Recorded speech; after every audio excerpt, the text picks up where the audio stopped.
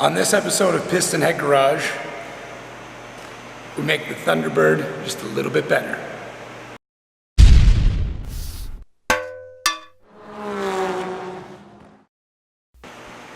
So after a little bit of testing and some minor fixes to kind of get the car back up and running, we noticed a couple of things needed to be done. And what we want to show you on this episode is that there's a lot of things that you can do to cars that's not going to cost you a lot of money.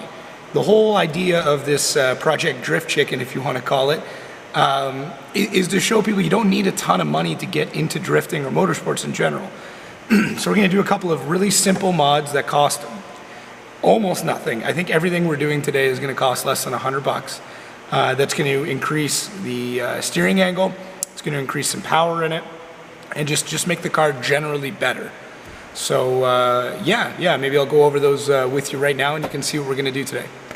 So one of the biggest things that we figured out while doing some preliminary testing that you've seen in the other video is that it's breaking up at high RPM. So this could be two things. And judging by the super rich smell that we're getting out of it and the little bit of kind of pop of flame every once in a while, we're pretty sure that the spark plugs are shot, or at least on their way out. There's a very good chance that the plugs that are in this are the same ones that came from factory. So I took the advice of a lot of the guys on the forums for these cars and drifting, Ford drifting in general. So big shout out to Turbo Ford on Facebook, as well as Ford Motor Company Drift, as well as all the forums and message boards that came well before I did this. If you are looking into building a car, the first thing you should do is your research, and forums, Facebook groups, and all that stuff are great. So what we went with in this case is an NGK spark plug. It's an iridium. The other thing too that I went with is one step colder, and the reason why I went one step colder is the other modification we're going to be doing today is we're going to be adding more boost. So this car from factory came with an electronic boost control, and they are known for getting fried, for drying out and cracking, for the lines rotting and all that stuff. So my good buddy Steve over at Sport Tech Performance found one of these kicking around, and actually this is it's kind of a neat style of manual boost controller. The benefit of this one is that the cap pops up and down, and the big benefit of that is that obviously once I push it down, you can't change the boost level, so the chances of the car vibrating and changing boost on you, very, very slim to none. He's had this one kicking around his shop for a while, so gave it to me really cheap. There's plenty of places you can buy these manual boost controllers, and for what we're doing with this car, a manual boost controller is going to be fine. I'm 90% sure that the electronic boost controller is shot on it due to it not boosting to the levels that it should be. So another thing that we really noticed while taking this car out for some preliminary drifting is that the steering angle on it is, well, it's dog shit. It's actually incredibly horrible. And Fox bodies are kind of known for having bad steering angle from factory. This is all we have right now, so this is stock. And if you've done any drifting whatsoever, you know that that is completely unacceptable. So one of the easiest, cheapest, quickest mods with this type of vehicle, or Fox bodies in general, it might apply to your vehicle if you're building one as well, is to take out the rack limiters. So from factory, there's these little plastic kind of C-clip things that stop the steering rack from going too far. So that's going to be something that's really, really easy to do on this car. Something will only take a few minutes. Once we do that, we're going to reassess and see, because there's something else that we can do as well. So now you know what we're looking at doing tonight. It's a fair chunk of work. Most of the work is pretty easy. I'll let you know how long it takes us. That way you can kind of judge how much work needs to be done as well. But other than that, it's time to get this bad boy up on jack stands and get to it, I guess.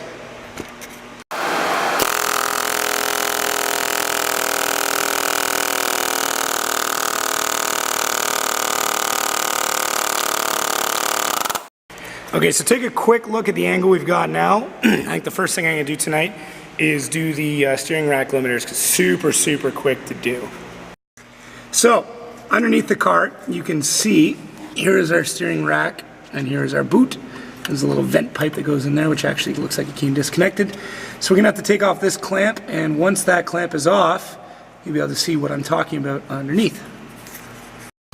So there we go, a little bit of muscle strength there. Got those bad boys out. I should probably watch my fingers because they're probably sharp as shit. But either way, even if I didn't have to cut it, I'd probably be replacing this anyways. But there we go. And that little ring right there, believe it or not, will make a big difference. So, actually, these inner tie rod ends look really good. So that makes me feel good. But I'll pop that one back on. We've already got the other side off. So we'll switch the wheels over to that side and pop that one off.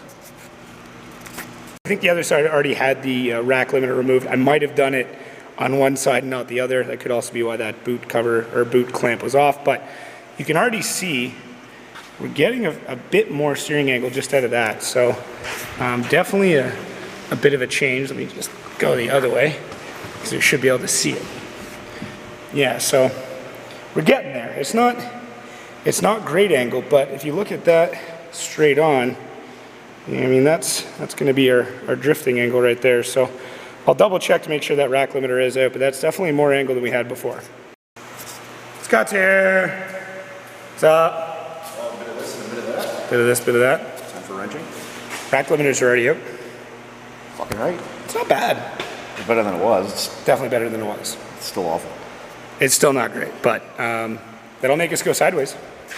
So I don't know. I'll see about shortening off those tie rods. I'll show you what I mean in a minute. It's not long enough to actually support it anyway. All right, so the boost solenoid on this car is right under here, under their kind of ECU control module thingy. Super easy to get at. Just a 2-wire clip and 2 vacuum lines. Just gotta figure out which one's our reference line, which looks like it's, I don't know what that was, or what it was for. Oh, well, it'll come out eventually. It looks like this one, yeah, this one, bottom one is boost reference. The top one is also boost reference. Maybe it's not the boost solenoid? It should be. No, it should be. No, it's gotta be. Or it's the boost indicator.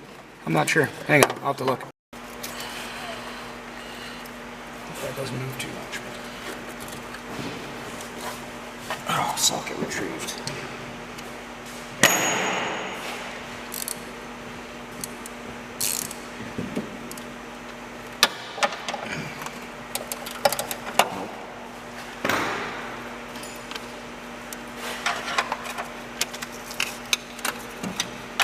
Yeah, it was a pretty nuts weekend. I saw bits and pieces here and there. I got to do a ride along with Riley, which was awesome. That car is fucking insane. I saw, like, Envy posted so many clips of that car over that weekend. And I saw most of them. I'm gonna take that one off too. And then one of the guys we were with did a ride along with Chair Slayer. And Clayton went to do a ride along with Dylan, except Dylan ran super fucking lean all of a sudden. Like super scary lean. And Call her quits. yeah, he just backing her up. It was on Sunday. Yeah, it was on Sunday, so he didn't want to risk it. Which I get. What you get? Oh yeah. So, other than that, Oh look, random zip tie. got to do an interview with Chair Slayer, which is good. Dirk Stratton, the Corvette. Okay. Did an interview with him. Didn't get a ride along, unfortunately, but we have footage from a ride along that just wasn't one of us. And who else? There's a bunch of guys. It was good. I should have a ton of footage coming out of it. I should have 4 driver profiles coming from it, 2 20-minute vlogs. I was going to break them up, but they just made too much sense to have them kind of like paired up. Yeah. Just the way they work, so. I'm gonna put this right there. I think we should start there. We should do something about this fucking mounting bracket too if we can. And then locate it somewhere. I was going to take that off. I just didn't need it.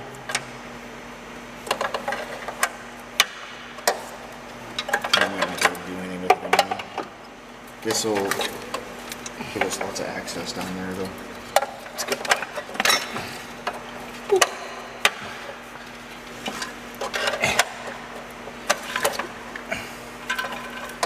So while trying to take one of the reference lines off, it just kind of came apart.